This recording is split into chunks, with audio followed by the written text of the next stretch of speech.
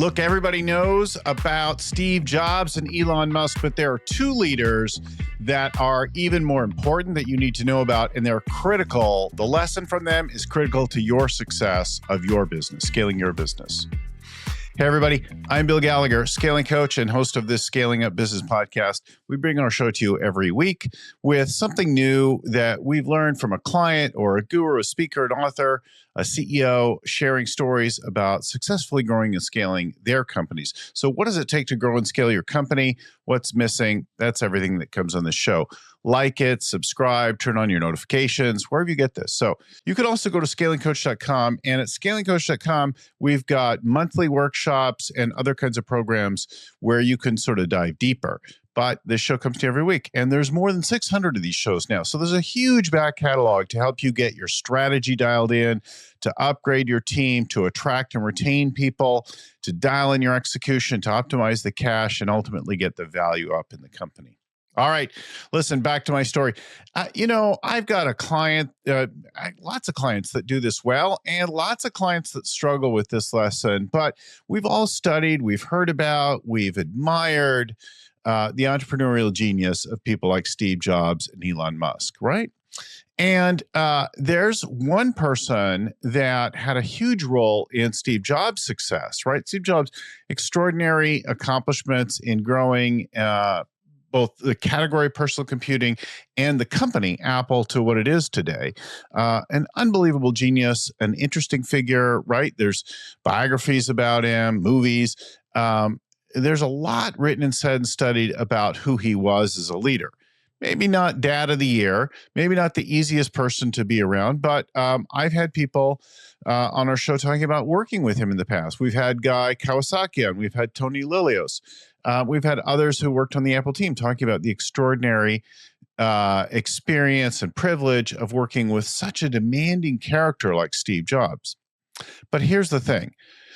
People like us strive to be like a Steve Jobs, visionary, strategic, entrepreneurial, to grow and create something to make a dent in the universe. Except Steve Jobs never would have accomplished what he would have accomplished without a guy like Tim Cook. Tim Cook is boring. Tim Cook isn't particularly visionary. Tim Cook has a lot of very quirky, boring kinds of things, but people like Steve grow their companies in partnership with guys like Tim Cook. If Steve hadn't passed away, you might not even know who Tim Cook was and is. Tim Cook leads the company today. He's done remarkably well growing the company on from what it is. And Tim Cook is nothing without Steve Jobs having created something for him to grow and expand. So there's a certain kind of a leader we know and focus on and we think about. And many of this audience, people like you and I, are a lot more like the core characteristics of a guy like Steve Jobs than we are like Tim Cook. But you and I need people like Tim Cook to grow our companies. Elon Musk, same thing. Elon Musk has acquired, grown, developed a whole range of companies. And one of the most remarkable ones out there is SpaceX, which is transforming human beings' relationship with space by creating reusable rockets, by transforming the way we relate to space development, space launching. It's transforming it. Now, Elon Musk has become an extraordinarily complicated and controversial human being. But his entrepreneurial genius is undeniable. And yet, who gets things done day in and day out, who builds all of the things that Elon pushes on and challenges is Gwynne Shotwell. And most people have no idea, have never heard of, have never thought about Gwynne Shotwell. It's not a secret who she is. She's just not the same sort of controversial character, person who's going to make all the noise and get all the attention like Elon Musk is. She is the steady hand that keeps things together, that keeps the team calmed down, that gets the rockets launched day in and day out. So Elon Musk and Steve Jobs are both driving figures with a great deal of ego and something that wants to be expressed in the world. And it's not always, doesn't always make them the nicest people to be around, the easiest, most uncontroversial characters. But in both cases, they rely on someone like Tim Cook or Gwynne Shotwell. So true with one of my clients that comes to mind right now, actually many of them, but one that comes to mind, really, really strong character, able to see changes in trends in the world and respond to them rapidly and redeploy hundreds and even up to 1,000 employees to redirect company resources onto things, and has grown his company to $1 bajillion. So strong, dominant, big ego, smart, has some vision, very strategic. But there's another guy at the company that actually has kept things running for decades. And this guy is like Gwynne Shotwell and Tim Cook. He's a little bit boring. He's not exciting. He needs time to think about things. So big CEO has an idea, sees an opportunity in the market, boom, is ready to take action, to take command, and to get started on things. And the other guy's like, wait a minute. I'm deliberative. I need to think about things. I need to then build consensus. I need to rally the troops. I need to make something happen here. And there's always a tension between these kinds of people. The best CEOs of the best run companies have this mix. So you've got to have somebody to conduct the orchestra. You've got to have somebody to orchestrate, to conduct the whole thing, to keep everybody, in particular, not just the systems. The systems are the easy part. It's the human beings that require coordination. So coordinating all of the people and conducting them and keeping them, like keeping the music of your business sweet, is a critical thing. So you need somebody like that. You need somebody who's an operator, who's not quite so much an ego, who's willing to be supportive, who's willing to do the same things on a regular basis, who has probably better people skills than you and I do. That's the kind of person we're talking about here. So a couple of things that are useful to think about and remember with this kind of a person, right? Where are they going to come from? How do you develop them? How do you work with them? Well, first, let's think about who they are. So they are consistent people. They're not necessarily charismatic. They value consistency over everything else. They may take pride in being a little bit boring, or what occurs for you like boring, you and I. They may have fewer hobbies. They may be more focused. They may say less outlandish kinds of things. They are consistent and reliable, quote unquote, boring. And they're probably very careful not to overpromise. They want to think more. Whereas a lot of the entrepreneurial types that we see in the world, and you and I are probably just like them, we hear a thing, we're like, yes, we'll do that. We'll make that happen. Or I can see this thing, I'm going to do it, without any idea of how we're going to get it done, right? We're just willing to say yes and go. And we have pretty good confidence that there's some way that we could do that. Or we're willing to just fake it, lie about it, right? People have said forever, fake it till you make it. For some of you, that's a mantra, right? So they're careful not to overpromise.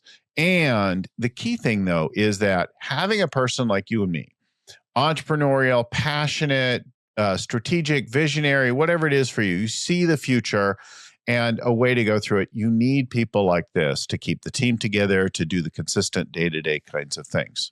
So that's the kind of person you're looking for. They are, in many ways, opposite you. They're not unintelligent. They are not unable to see the future. They are not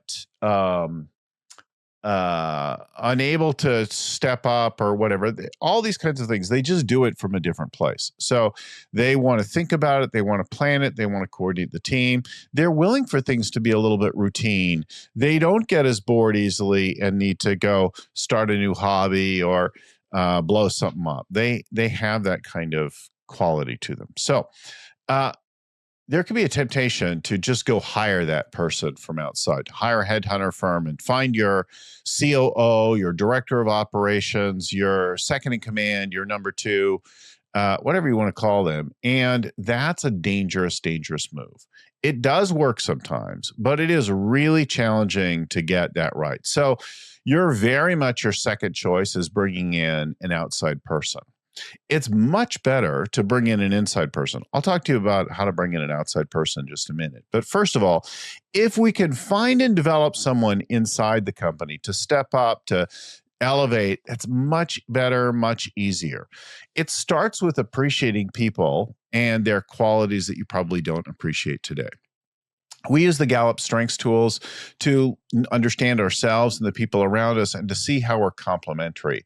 I think it's a great place to start. Start to notice the people on your team who maybe are a little bit boring by your assessment, or just different in some way, and you don't maybe understand them as well. Look for those kinds of people that get things done consistently and who work with the team. So the team leadership kinds of skills and the consistency, those are probably the biggest areas to look for in your team. And then have a conversation with them about developing themselves, stepping up to more, like see if you could appreciate and develop people that are already around you. You don't have to give them a lofty title, but you can give them increases in pay, equity stakes, start to increase their titles over time, and have them be really responsible. Have them be your second in command and take. If you can do that, that's the best thing to do.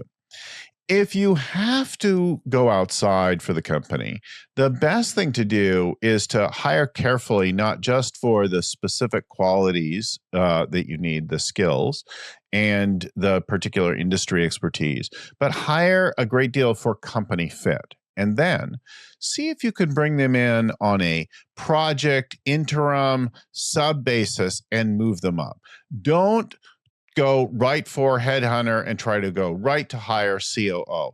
At every size company, I've seen that run into trouble. Either somebody comes in and they want to remake things in their view of what they say has worked, and they want to unmake things that you've built on. So they will make changes without regard to the character, the history, the DNA, the values of the company, in line with something that they've seen before. There'll be too big a contrast to what you've done in the past. So there's a lot of ways that could go wrong. Bring in a big person right at the top level and saying, okay, I'm giving everything, and then just dropping all accountability on them, just abdicating all your duties and saying, it's them now. Call Tom and let's see what happens, right? So that doesn't work. If you have to go outside, bring somebody in, maybe on either a project or a little bit lower level, and then graduate them up in a couple steps to this, second in command kind of role. So you can bring them in on a particular project, overhaul these operations, or implement a process, or deploy an ERP system or something like that. If that goes well, right, then they could step into more. And you could bring them in with that candid conversation between you, maybe not yet public to the whole company, that you're hoping that they'll step into the fullest role that you imagine. But you could start that conversation. So that's the key thing, is if I can bring them in either interim or a special project and then move them up within it, that can make the whole thing. And then make sure that you are really hiring for the as much the company fit and values as anything else. All right. So there's your idea. This kind of role is very critical to your success in scaling the company and in getting, it's not about cloning you. It's about finding somebody to complement you in that second in command, head of operations, operations manager, director. You could go COO, president, but just be careful with title inflation. And then if you can develop them within, even better. If there's something you appreciate, find and develop within, great. If you have to bring them in from outside, bring them in maybe a little bit lower, special status, and then start to move them into the role that you need and imagine. That's kind of the critical things. I know it's worked for me, for my clients when we get it right. I hope it makes a difference. I hope it works for you as well. Love to hear how it's going, what you've done, what you haven't done. Like, share some feedback with us. Send us an email, comment here, like whatever works for you. Love to hear what's working, see if we can help you in any way. If you want more info on all these kinds of things, attend one of our monthly workshops. That's a great place to get started. Scalingcoach.com is where you go and find out about the monthly workshop. Sign up, spend a little bit. We'll talk about scaling up overall. And then, of course, like, subscribe, turn on your notifications here.